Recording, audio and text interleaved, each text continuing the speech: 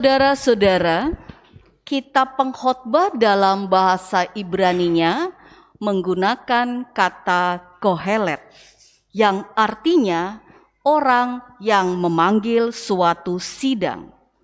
Kata kohelet ini berasal dari akar kata kahal, yaitu artinya jemaat atau kumpulan. Jadi tampaknya kitab Pengkhotbah ini mau mengartikan adanya seseorang yang sedang mengumpulkan satu orang kumpulan atau mungkin satu jemaat untuk memberikan pengajaran-pengajaran. Ada beberapa teolog yang berpendapat bahwa pengkhotbah dalam menuturkan pemikirannya bukan saja sebuah cerita-cerita kehidupan, tetapi lebih pada sebuah pemikiran tentang makna hidup. Untuk apa manusia hidup? Dan kemana akhir dari kehidupan manusia? Nah, saudara-saudara, dalam kalangan Protestan di abad ke-16 pada zaman Bapak Gereja Luther atau Martin Luther, cenderung menyatakan bahwa penulisnya ini adalah oleh Salomo seperti yang tertera dalam ayatnya yang pertama. Inilah perkataan pengkhotbah anak Daud, raja di Yerusalem. Yang mana Salomo dikenal sebagai raja yang bijaksana. Walaupun Salomo memiliki kekuasaan, kedudukan, dan kekayaan, tetapi dia tahu bahwa itu semua tidak menjamin kehidupannya dengan segala tanggung jawab yang sedang dikerjakannya untuk menjadi pemimpin. Dia sangat membutuhkan pertolongan Tuhan, tuntunan, bimbingan, arahan daripada Tuhan Allah agar ia sanggup menuntaskan tugas tanggung jawab yang ia kerjakan. Menjadi pemimpin atas umat manusia. Bukan saja untuk memimpin secara politik, tapi supaya mengarahkan agar masyarakat rakyat Israel mengenal Tuhan dan hidup dalam Tuhan. Nah, itulah sebabnya pengkhotbah dalam hal ini adalah Salomo. Seorang raja yang sanggup memberikan pengajaran-pengajaran dengan pemikiran-pemikiran yang luar biasa. Nah, untuk memahami kitab Pengkhotbah itu perlu juga didukung dengan pemahaman yang ada dalam kitab Mazmur dan kitab Kidung Agung. 3 kitab ini masuk dalam kategori kitab sastra dalam Perjanjian Lama, di mana Mazmur berisi puji-pujian kepada Allah. Hidup manusia ditampilkan sebagai pihak yang memuji, memuliakan Tuhan di atas segala-galanya yang ada dalam dunia ini. Hanya Tuhan yang patut dipuji karena Dia adalah pencipta semesta. Dan dalam kitab Kidung Agung dinyatakan bahwa hubungan yang intim antara Allah dengan umatnya, itulah yang membuat kita umatnya sanggup menjalani hari-hari hidup ini. Tuhan Allah kita adalah kasih. Dia adalah cinta. Dialah yang memenuhi kehidupan kita, supaya kita dapat merasakan kasih Allah. Dan hidup kita begitu bermakna karena Allah mengasihi kita dan hidup di dalam kita. Nah, kembali dalam kitab Pengkhotbah yang secara sentral temanya adalah segala sesuatu sia-sia. Kata kesia-siaan belaka yang menjadi bacaan kita di ayatnya yang ketiga tadi. Apakah gunanya manusia berusaha? Dalam ayat yang kedua, kesia-siaan belaka, kata pengkhotbah, kesia-siaan belaka, segala sesuatu adalah sia-sia. Apakah gunanya manusia berusaha dengan jeripayah di bawah matahari? Kesia-siaan dari kata Ibrani hevel, yang artinya kesia-siaan atas kesia-siaan yang tiada gunanya. Hal itu menggambarkan bahwa hidup manusia tampaknya tidak ada artinya sama sekali. Apapun usaha manusia pada gilirannya berakhir sia-sia. segala sesuatu yang terjadi di bawah matahari, yang merupakan siklus kehidupan terus berputar silih berganti, berlangsung secara rutin, monoton, pada akhirnya tampak sia-sia.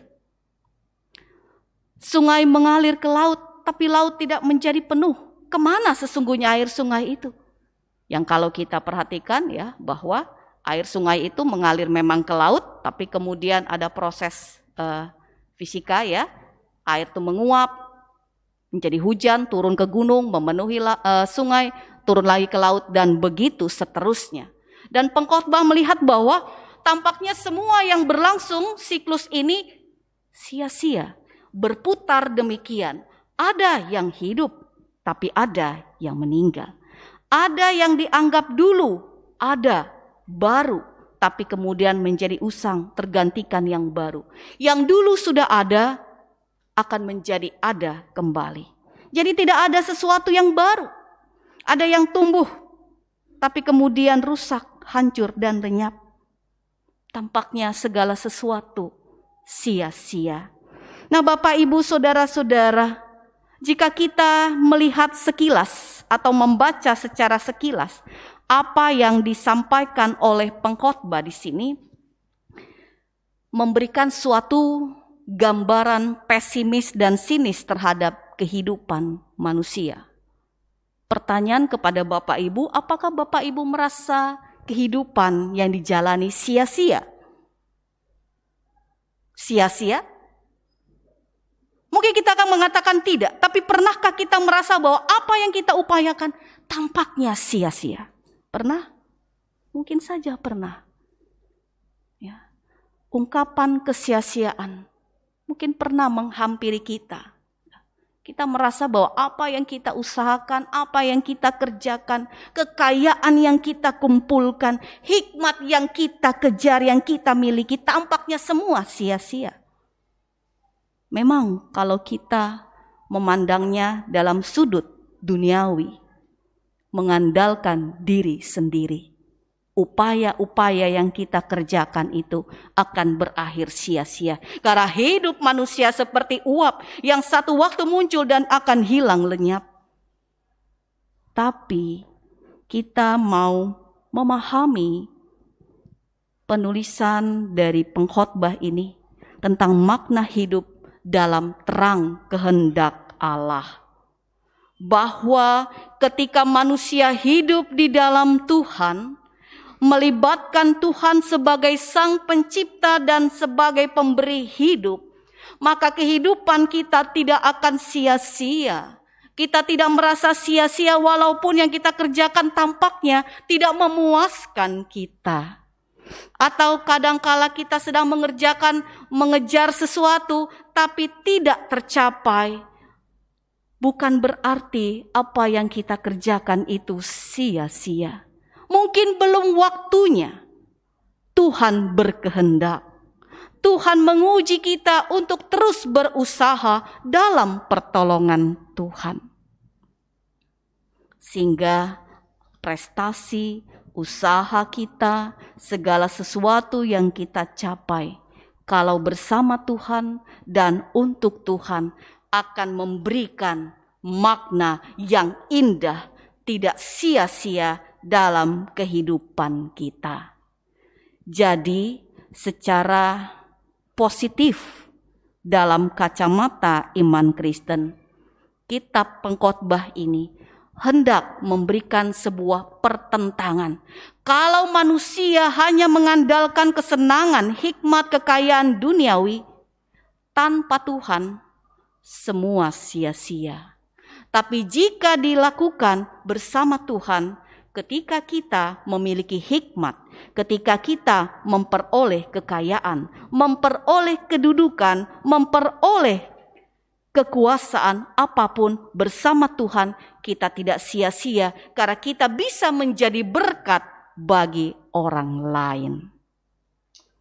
Nah, saudara-saudara yang diberkati oleh Tuhan, apa yang menjadi perenungan kita dalam firman Tuhan hari ini memberikan sebuah pembelajaran yang begitu dalam, yang hendak mengajak kita untuk berpikir, sudahkah kita memiliki tujuan dalam hidup ini?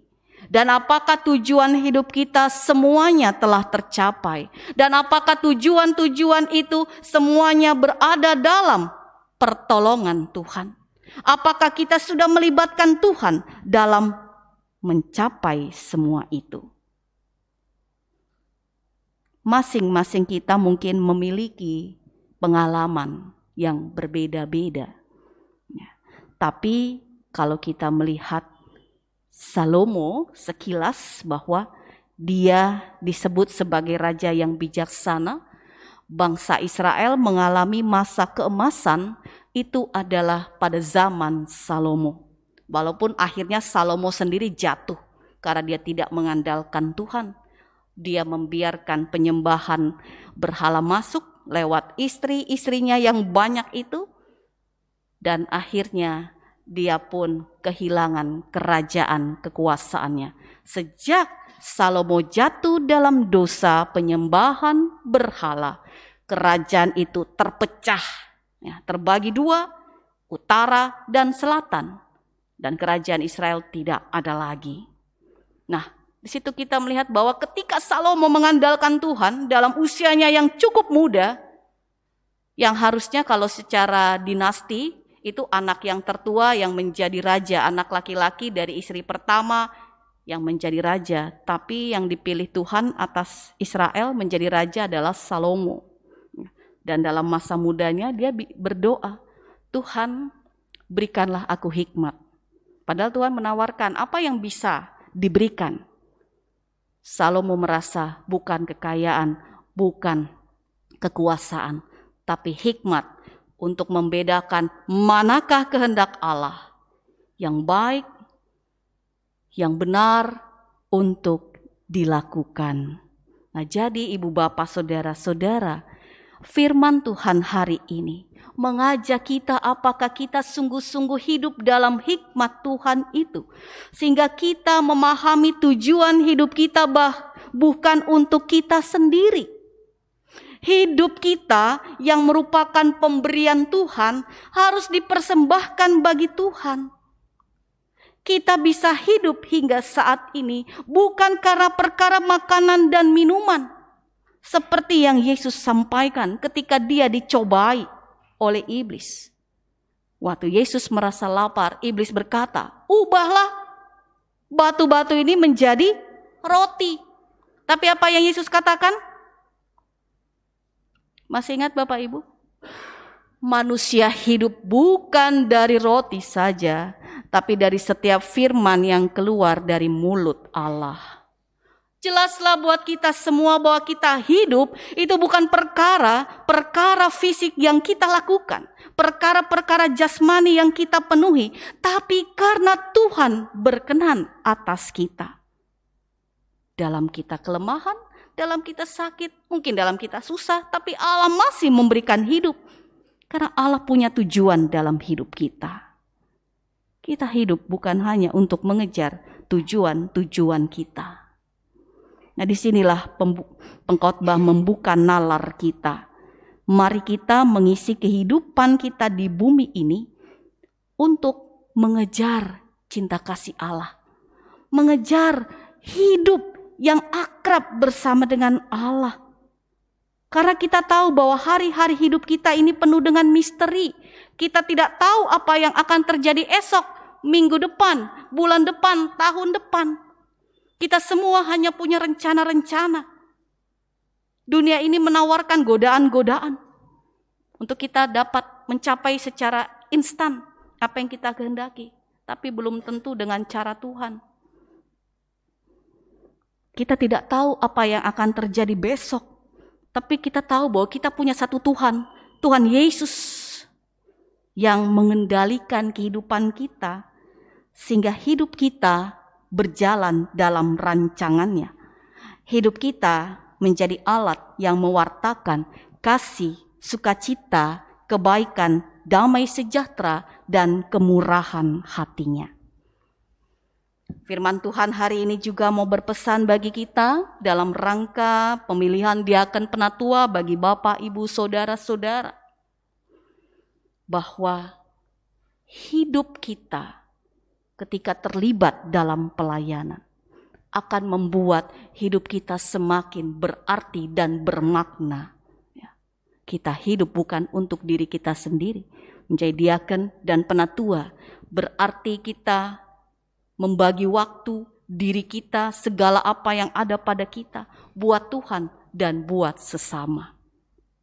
Menjadi diaken dan penatua adalah menjadi orang-orang yang mau bekerja bersama dengan Tuhan lewat pekerjaan dengan sesama rekan sekerja. Jika Tuhan memilih Bapak, Ibu, Saudara-saudara, janganlah ditolak. Karena kesempatan untuk hidup, kesempatan untuk melayani Tuhan datang hanya satu kali. Tidak setiap kali. Mungkin Bapak Ibu merasa tidak punya waktu. Siapa bilang? Sibuk? Banyak orang sibuk, tapi bisa. Semua kembali kepada diri kita untuk mengatur waktu-waktu yang kita miliki. Mungkin kita merasa tidak punya uang. Pelayanan bukan dimulai dari uang. Karena Tuhan yang mencukupkan kebutuhan pelayanan kita. Pelayanan dimulai dari diri yang mau memberi. Diri yang mau bekerja. Diri yang mau berjalan. Yang mau keluar dari zona nyaman. Untuk membantu saudara-saudara kita. Dalam hal memberikan pengajaran iman. Dan mungkin membantu mereka yang sedang kekurangan. Menjadi diaken dan penatua juga bukan karena merasa tidak punya kemampuan berdoa di depan umum atau mungkin berkhotbah. Semua akan dipelajari bersama. Tuhan lewat kuasa Roh Kudus-Nya yang akan memampukan Bapak, Ibu, Saudara-saudara. Mungkin ada yang merasa saya masih muda. Jangan salah. Salomo waktu jadi raja juga masih sangat muda. Ya, sekitar 25 tahunan mungkin. Jangan pernah merasa bahwa kita masih muda, maka kita kurang pengalaman. Tidak demikian. Sejak muda, sejak dini orang tua sudah mendidik kita mengenal Tuhan, hidup dalam kebenaran firman-Nya. Sekarang tibalah saatnya bagi orang-orang muda untuk terlibat dalam pelayanan. Pengalaman demi pengalaman itu yang akan menjadi sebuah pembelajaran berharga untuk mengasah keterampilan melayani, memimpin, mengajar, dan berkhotbah. Bahkan untuk melakukan pelayanan-pelayanan diakonia lainnya. Tema tahunan GPIB saat ini adalah bagaimana kita semua bersinergi antar generasi. Jadi baik usia muda, baik usia tua, semua bersama-sama terlibat dalam pelayanan gereja Tuhan ini. Makanya tadi dalam tata ibadah, walaupun tidak kita melibatkan anak-anak, di situ tertera ada GP, PA, PT, ada juga PKP dan PKLU. Untuk bersama mensyukuri 41 tahun pelayanan dan persekutuan Pelkat PKB GPIB. Nah, di depan Bapak, Ibu, Saudara-saudara, ini adalah sedikit dari anggota PKB yang ada di GPIB Maranatha. Kalau saya lihat yang hadir di sini, masih ada yang sudah berusia PKB tapi belum bergabung. Apakah PKB hanya orang-orang yang ada di depan? Tidak. Semua kaum bapak yang berusia 35 tahun sampai dengan 59 tahun, mendekati usia 60. Tapi kalau dia sebelum 35 tahun dia sudah kawin, bagaimana? Bisa. Ya. Karena usia PKB dan PKP itu kategori usia dan status. Ya. Kalau satu sudah menikah sebelum usia 35, bisa tergabung. Kalau sudah 40 tapi tetap lajang, bagaimana? Di GP? Enggak, ya masuk PKB. Ya, begitu juga dalam PKP. Nah, Kalau yang ada usia sudah lebih dari 60, dalam tata gereja diatur asal kemauan sendiri, bukan karena disuruh atau dipaksa, tapi karena kemauan sendiri. Mungkin jiwanya masih muda, 60 tahun, tapi maunya di GP mungkin. Ya, ya jiwa muda mungkin saja. Tapi itu kembali, itu karena kemauan sendiri. Ya. Nah, ibu bapak saudara-saudara, kembali bahwa apa sih kehidupan kita dalam dunia ini? Mau dibawa kemana? Untuk apa? Ya. Hidup kita kan buat Tuhan ya Bapak Ibu. Ya, walaupun sebagai suami ya hidup juga buat istri dan anak-anak. Tapi sebagai orang-orang yang sudah ditebus, kita mau melihat hidup kita kan buat Tuhan. Mari Bapak Ibu, kita mendorong PKB supaya tetap eksis dan dapat berkarya. Karena percuma kalau sia-sia kalau begitu banyak kegiatan tapi kurang didukung oleh anggota PKB, para bapak-bapak yang hadir di sini. Mari kita mendukung pengurus, ambil bagian. Karena dari pelkat-pelkat inilah Bapak Ibu, ya, saudara-saudara dipersiapkan ya, untuk kelak nanti menjadi seorang diaken dan penatua. Sehingga tidak terkejut atau tidak gagap ketika harus menjalankan pelayanan menurut tata gereja dan aturan-aturan yang ada di GPIB. Karena sudah terbiasa berpola kerja dalam pelkat atau komisi-komisi.